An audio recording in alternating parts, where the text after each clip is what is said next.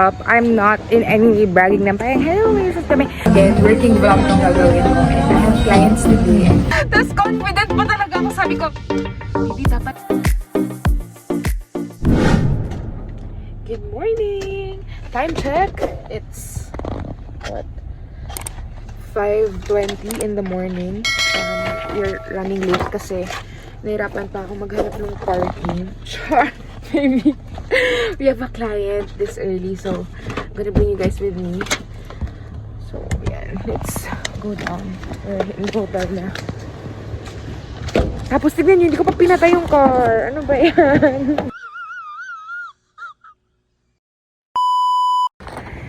Yan, makeup artist life with my number 1 baby girl. Let's do this, baby. Diba? And you wonder why we charge this much as a makeup artist. Ring light, everything, chair. Let's go.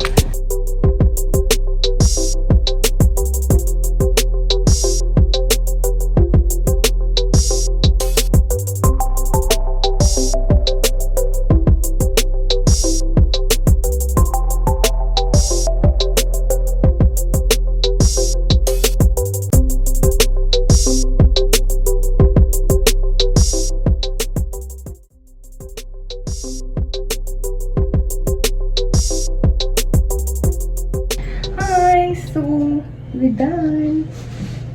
We're going somewhere else. Tapos, reception na. Ay, na yung mismong ceremony niya, tapos reception. So, I'll be with the bride until before reception lang. So, I'm gonna be done early then because we were up early. So. Anong message? Sa vlog yan?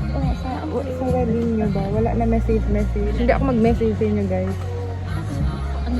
Ako hindi mag-message. Sayaw lang. Ganda lang. Sayaw? Sino magsayaw? Andito kami ngayon sa isang Korean grocery. We'll just buy some ramen. Pero before we went here, nahuli pa kami ng police. Nawala kasi yung license ko mga 3 days ago. Like, promise, 3 days ago lang mo. Nawala yung license ko 3 days ago. And lo and behold, nahuli tayo today. Tapos confident pa talaga ako. Sabi ko, baby, dapat hindi tayo ngayon mag-drive. Like, alam mo yun, saan magpunta. Or like, dapat maingat tayo kasi wala akong license ngayon. Dati kasi ang yabang ko mag-drive kasi may lisensya.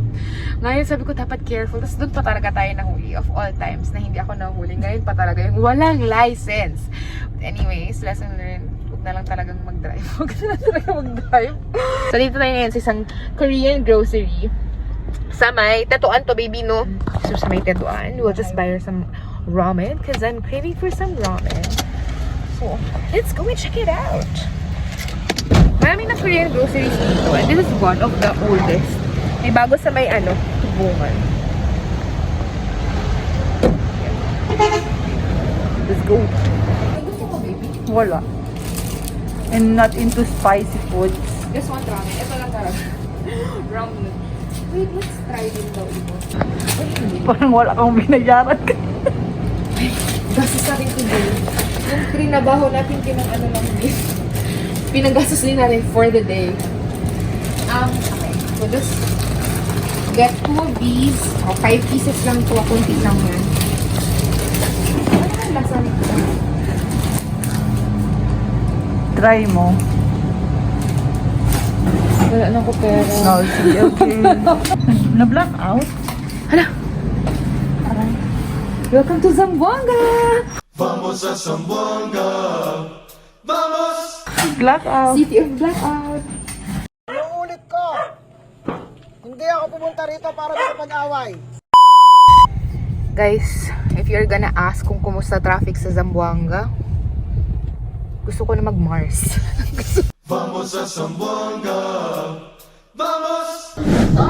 Hi friends! Another work day for me, and so I'm gonna bring you, I have clients in my studio and then I'm also going to the resort.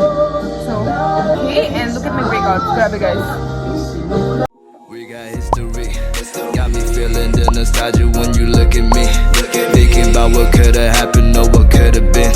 Finally your face, I know it, that a sight to see. Take my time, then take your clothes out one more time, maybe. Acting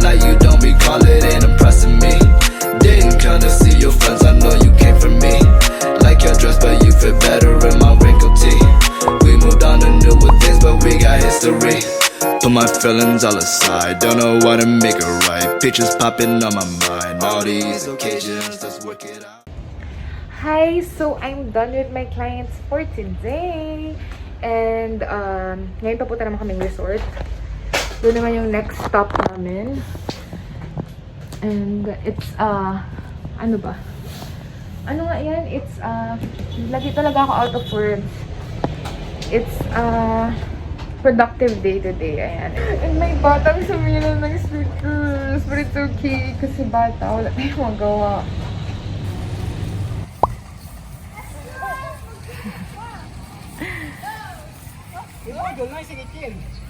Hi friends! So, we're here now at Patalon. So, wala masyadong tao and now we're doing the clean up kasi medyo masyadong maraming tao nung weekend. So, kasi kaka-open lang.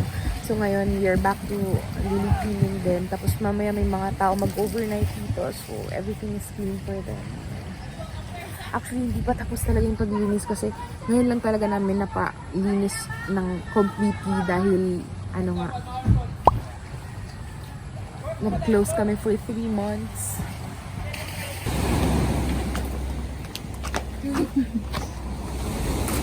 Hello, ang sarap maligo ngayon sa dagat.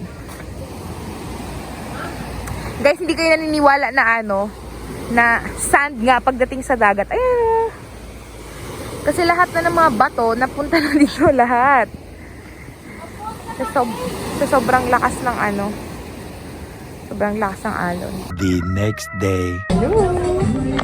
Your, I'm a doctor slash, beautician slash baker is on duty. I'm on work right now. So again, working vlog ang gagawin ko. And I have clients today. This is the outfit. Walang hindi mo maintindihan. Ano ba ito, Korean. Baker na ewan. Na parang mag-doctor na. So, I think I have up to until mga 3 p.m. today. Tapos later, resort naman tayo for another work na naman. So, Give it to me like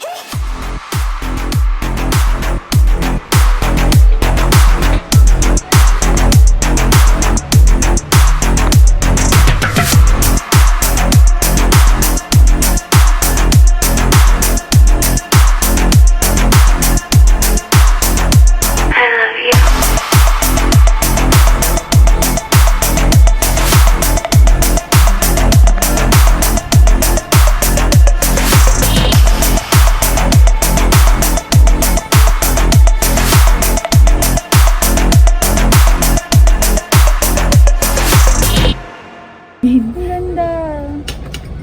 May lashes pala ako. Wag ba muna ba sa agad ha? Apo. 4 to 8 hours.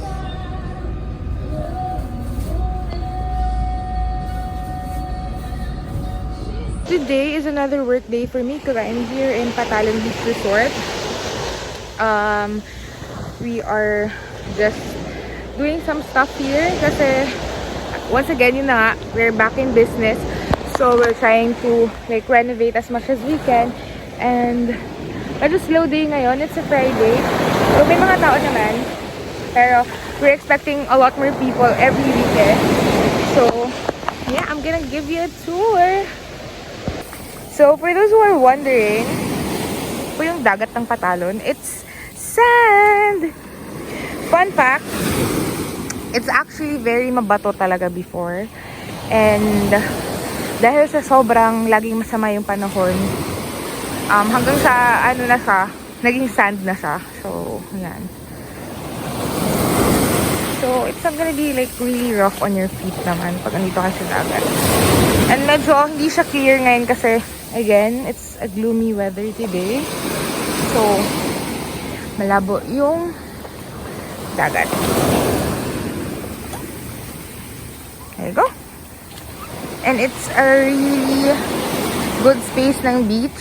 So, you'll really enjoy the beach here. And then these are the cottages. And those two are the family cottages na may room sa loob. And may videoke kayo doon. Mag-on-the videoke. Tapos these are the 500 cottages that we have. And this one is the big cottage in the middle. Ano naman to? Worth 2,000 for those who are wondering. So, here is the pool area. It's not that tall. I mean, it's not that deep. Kasi 4 feet lang yan, guys. But it's good enough for kids kasi some of you guys will surely enjoy the beach naman. So, these are another set of cottages. And there you go. And then we have like this table right here. And those are my cabins. Which is very perfect for glamping. Yan. So this is the glamping area. Yan, medyo messy kasi may mga nag-overnight kagabi. And that is the bonfire that they did. So, i-clean up yan today. Let's just check one of it. Walang tao ngayon. So this is what it looks like. And maraming nag-overnight talaga dito, to be honest. Like, they usually come in the afternoon and then just go the next day. And if you guys are interested, you guys want to try out the cabins that we have, you should definitely message the page because we are strictly by appointment. Even if mga cottages lang na ganyan, we are very strict with the protocols kasi yun ang protocols ng city. Yun ang protocols ng city, so you have to follow. We're still trying to cope up with the 3-month closure that we had. So alam ko marami sa inyo yung dagat na. So come and visit us. Again, maganda yung dagat because it's sand. It's not white, but still we have pool for kids. Although kids are not allowed, but wink wink. That's it, you guys. I hope you guys enjoyed this vlog. Ano to, guys? Very short.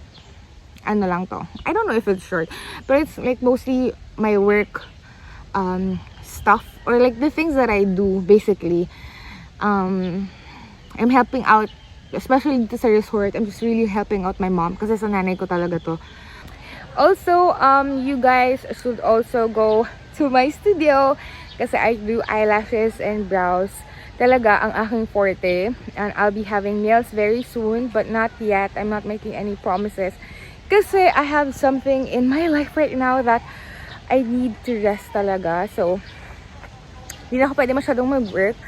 So, I'm still really looking forward and would really love your support. So, yun lang, guys. Thank you so much and bye!